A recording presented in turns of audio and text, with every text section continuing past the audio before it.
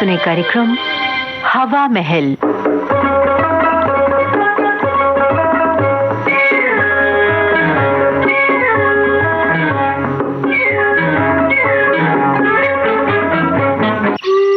हवा महल में आज हमारी श्रृंखला सुनो कहानी।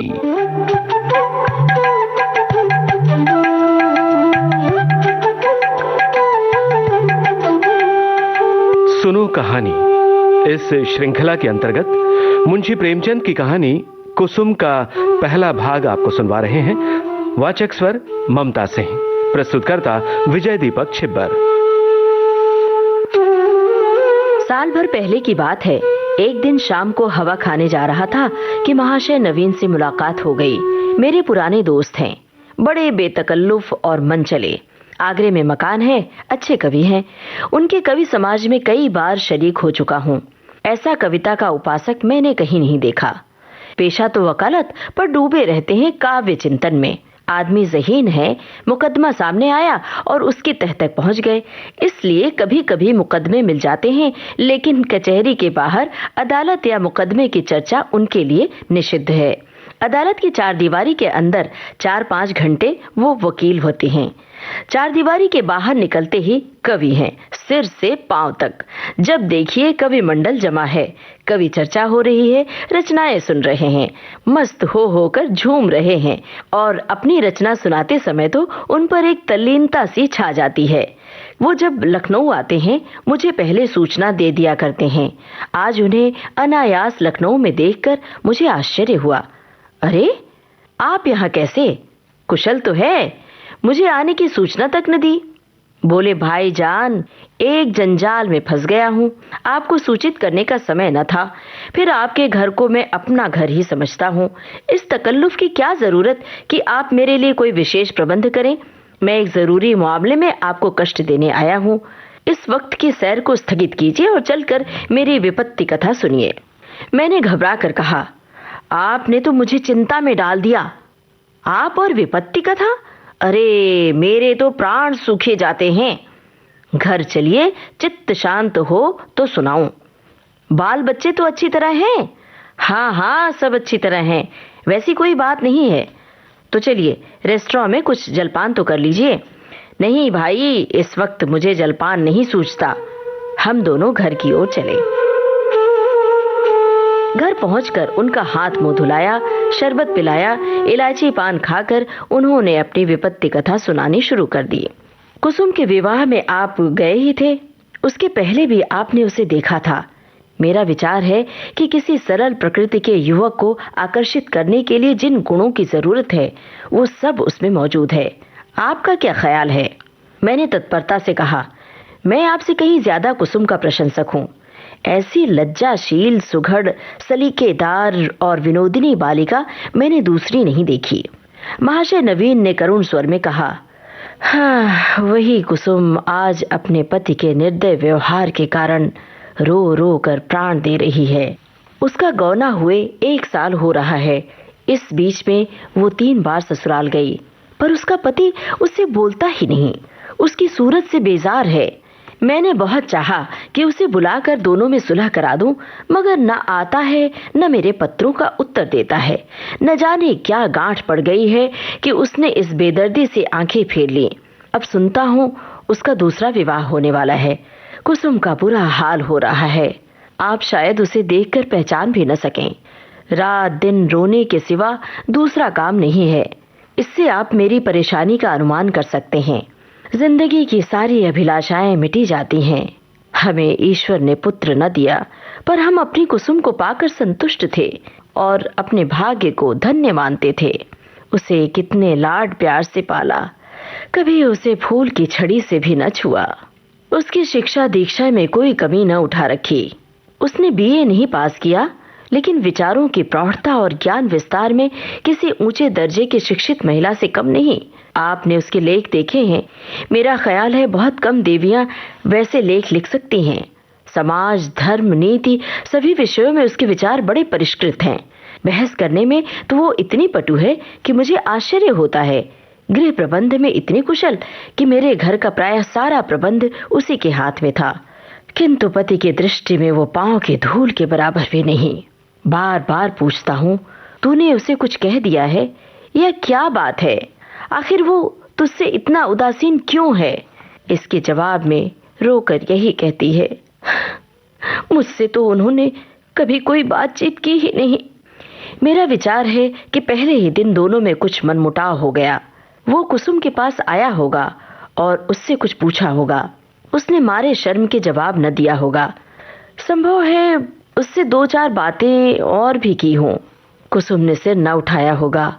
आप जानते ही हैं कि वो कितनी शर्मीली है। बस पतिदेव रूठ गए होंगे। दुखिया ने पति के नाम कई पत्र लिखे, पर उस निर्दयी ने एक का भी जवाब नहीं दिया। सारी चिट्ठियां लौटा दी। मेरी समझ में नहीं आता कि उस पाषाण हृदय को कैसे पिघलाऊं। मैं अब खुद तो उसे कुछ लिख नहीं सकता। आप ही कुसुम की प्राण रक्षा करें, नहीं तो शीघ्र ही उसके जीवन का अंत हो जाएगा और उसके साथ हम दोनों प्राणी भी सिधार जाएंगे। उसकी व्यथा अब नहीं देखी जाती। नवीन जी की आंखें सजल हो गईं। मुझे भी अत्यंत क्षोभ हुआ। उन्हें तसल्ली देता हुआ बोला, आप इतने दिनों इस चिंता में पड़े रहे, मुझसे पहले क्यों नहीं कहा? मैं आज ही मुरादाबाद जाऊंगा और उस व्यक्ति की इस बुरी तरह खबर लूंगा कि वो भी याद करेगा। बचा को जबरदस्ती घसीट कर लाऊंगा और कुसुम के पैरों पर गिरा दूंगा। नवीन जी मेरे आत्मविश्वास पर मुस्कुराकर बोले, आप उससे क्या कहेंगे? ये न पूछिए। वशीकरण के जितने मंत्र हैं उन सभी की परीक्षा करूंगा। तो आप कदापि सफल न होंगे। वो इतना शीलवान, इतना विनम्र, इतना प्रसन्न मुख है, इतना मधुरभाषी कि आप वहां से उसके भक्त होकर लौटेंगे। आपके लिए तो एक ही साधन है, आपके कलम में जादू है। आपने कितने ही युवकों को सन्मार्ग पर लगाया है। हृदय में सोई हुई मानवता को जगाना आपका कर्तव्य है। मैं चाहता हूँ आप कुसुम की ओर से ऐसा करुण जनक, ऐसा दिल हिला देने वाला पत्र लिखें कि वो लज्जित हो जाए और उसकी प्रेम भावना सचेत हो उठे। मैं जीवन पर्यंत आपका आभारी रहूंगा। नवीन जी कवि ही तो ठहरे। इस तजवीज में वास्तविकता की अपेक्षा कवित्व ही की प्रधानता थी। आप मेरे कई गल्पों को पढ़कर रो पड़े हैं। इससे आपको विश्वास हो गया है कि मैं चतुर सपेरे की भांति जिस दिल को चाहूं नचा सकता हूं।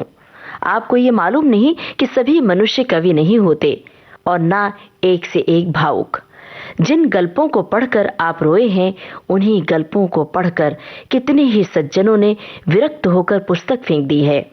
पर इन बातों का वो अवसर न था। वो समझते हैं कि मैं अपना गला छुड़ाना चाहता हूँ, इसलिए मैंने सहृदयता से कहा, आपको बहुत दूर की सूझी और मैं उस प्रस्ताव से सहमत हूँ। और यद्यपि आपने मेरी करुणोत्पादक शक्ति का अनुमान करने में अत्युक्ति से काम लिया है, लेकिन मैं आपको निराश नहीं करूंगा। मैं पत्र लिखूंगा और यथाशक्ति उस युवक की न्याय बुद्धि को जगाने की चेष्टा भी करूंगा। लेकिन आप अनुचित न समझें तो पहले मुझे वो पत्र दिखा दें जो कुसुम ने अपने पति के नाम लिखे थे।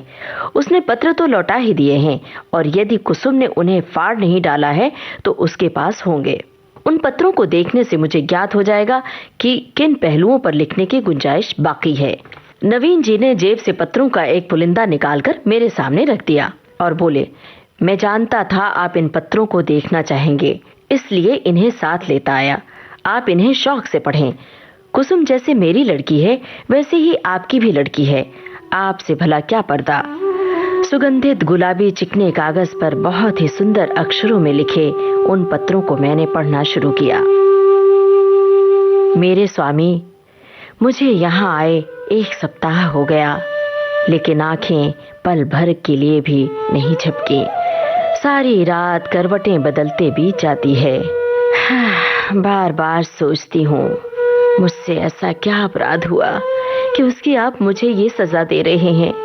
आप मुझे झिड़कें, घुड़कें, कोसें, इच्छा हो तो मेरे कान भी पकड़ें।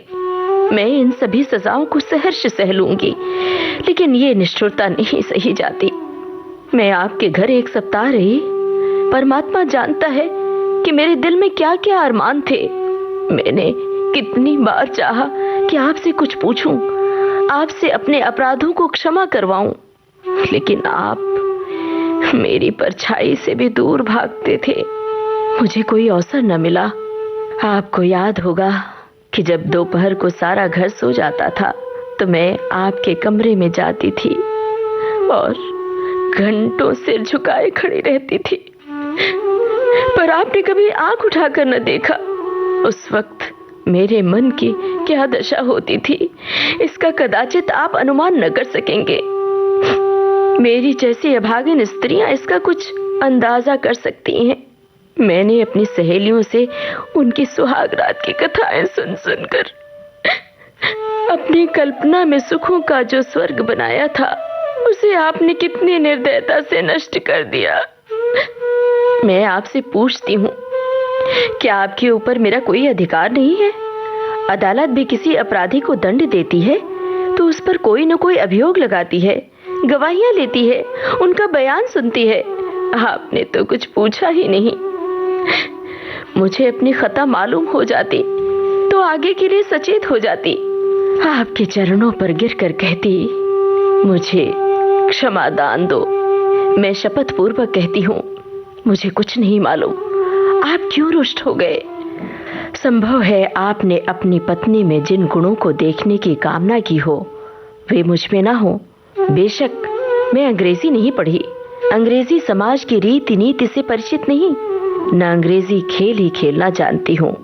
और भी कितनी ही त्रुटियां मुझ में होंगी। मैं जानती हूँ कि आपके योग्य न थी। आपको मुझसे कहीं अधिक रूपवती, गुणवती, बुद्धिमती स्त्री मिलनी चाहिए थी, लेकिन मेरे देवता, दंड अपराधों का मिलना चाहिए, त्रुटियों का नहीं। फिर मैं तो आपके इशारे पर चलने को तैयार हूँ। आप मेरी दिलजोई करें, फिर देखिए मैं अपनी त्रुटियों को कितनी जल्द पूरा कर लेती हूँ। आपका प्रेम कटाक्ष मेरे रूप को प्रदीप्त, मेरी बुद्धि को तीव्र और मेरे भाग्य को बलवान कर देगा। ये विभूति पाकर मेरी कायाकल्प हो जाएगी। स्वामी, क्या आपने सोचा है आप ये क्रोध किस पर कर रहे हैं? वो अबला जो आपके चरणों पर पड़ी हुई आपसे क्षमा दान मांग रही है, जो जन्म जन्मांतर के लिए आपकी चेली है, क्या इस क्रोध को सहन कर सकती है? मेरा दिल बहुत कमजोर है। मुझे रुलाकर आपको पश्चाताप के सिवा और क्या हाथ आएगा? इस क्रोधाग्नि की चिंगारी मुझे भस्म कर देने के लिए काफी है। अगर आपकी ये इच्छा है कि मैं मर जाऊं, तो मैं मरने के लिए तैयार हूं। केवल आपका इशारा चाहती हूं।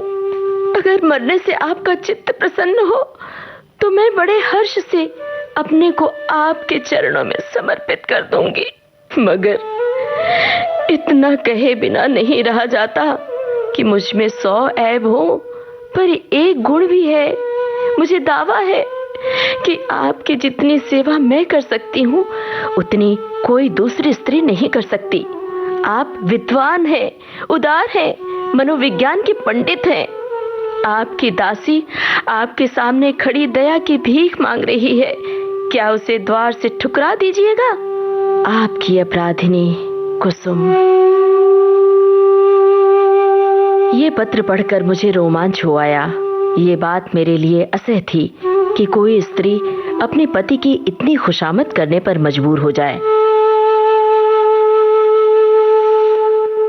सुनो कहानी, इसके अंतर्गत मुंशी प्रेमचंद की कहानी कुसुम का पहला भाग आप सुन रहे थे। वाचक स्वर ममता सिंह। विविध भारती के लिए इस कार्यक्रम को प्रस्तुत किया विजय दीपक छिब्बर ने। सुनो कहानी।